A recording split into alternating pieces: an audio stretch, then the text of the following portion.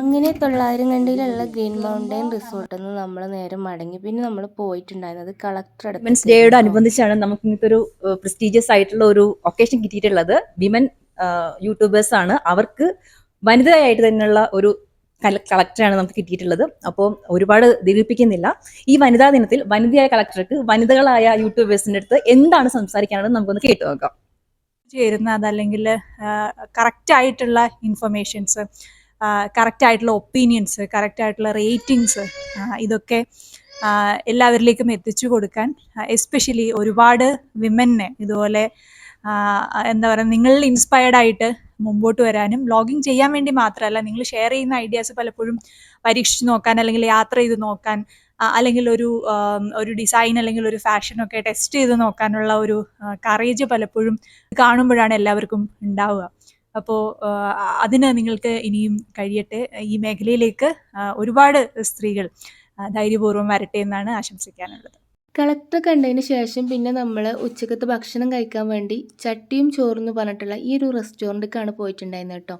അപ്പോൾ നമുക്കുള്ള ഫുഡ് അന്ന് ഇവിടെ നിന്നായിരുന്നു.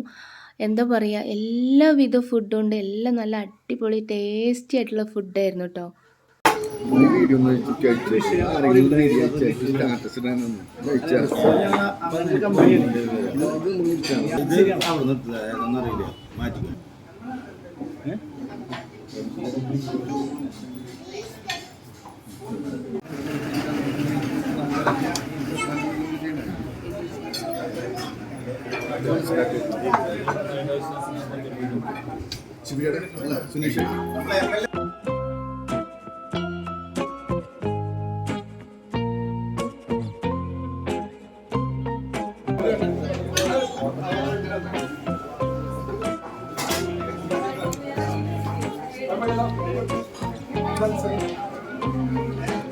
കലക്ടറടുത്ത് പോയി കളക്ടർ വിഷൻസും വാങ്ങിയാണ് വന്നത്. ഇപ്പം ലഞ്ച് വിത്ത് MLA എന്നാണ് ഈ പ്രോഗ്രാമിന്റെ പേര്. അപ്പൊ ഇവരും MLAയും ഒന്നിച്ച് ഭക്ഷണം കഴിക്കുന്നു. അപ്പൊ അടിപൊളി.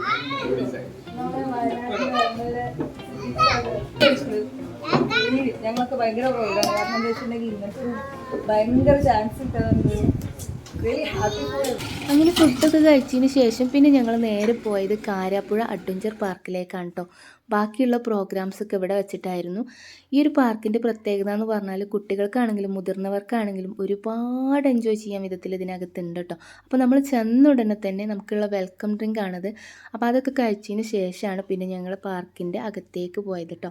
പിന്നെ ഇവിടെ വെച്ച് നമുക്കൊരു ഗസ്റ്റായിട്ട് ഫിലിം സ്റ്റാർ ആയിട്ടുള്ള ശിശിര സെബാസ്റ്റ്യനും കൂടെ നമ്മൾ ഈ ഒരു പ്രോഗ്രാമിൽ പങ്കുചേർന്നിട്ടുണ്ടായിരുന്നു കേട്ടോ. പിന്നെ അവർക്കുള്ള അവാർഡും കാര്യങ്ങളൊക്കെ കൊടുക്കുന്നതാണ് ഇനി.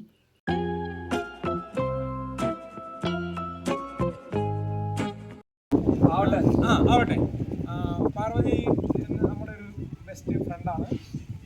വുമൺ ചേംബർ ഓഫ് കൊമേഴ്സ് എന്ന് പറയുന്ന ഒരു സംഘടന വയനാട് ബേസ് ചെയ്ത് ആദ്യമായിട്ട് സ്ത്രീകൾക്ക് വേണ്ടി പ്രവർത്തിക്കുന്നു. അപ്പോൾ കയ്യൊന്നടിച്ചോ. അങ്ങനെ കാരാപ്പുഴയിലുള്ള പ്രോഗ്രാംസൊക്കെ കഴിഞ്ഞപ്പോഴത്തേന് അത്യാവശ്യം നല്ലോണം ലേറ്റായി. എല്ലാവരും നല്ലോണം ക്ഷീണിച്ച് കുട്ടികളൊക്കെ ഉറക്കം തൂങ്ങി ആകെ മൊത്തം മുഷിഞ്ഞിരുന്നു കേട്ടോ.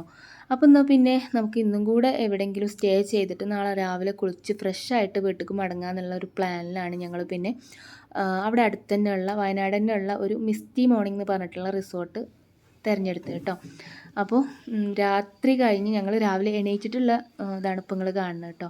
അപ്പോൾ രാത്രിയായിരുന്നു ഇവിടെ വന്നത്. അപ്പം നേരെ കിടന്നുറങ്ങി. പിന്നെ രാവിലെ എണീറ്റിട്ടുള്ള ഒരു വ്യൂ ആണ് ഇപ്പോൾ നിങ്ങൾ കണ്ടുകൊണ്ടിരിക്കുന്നത്.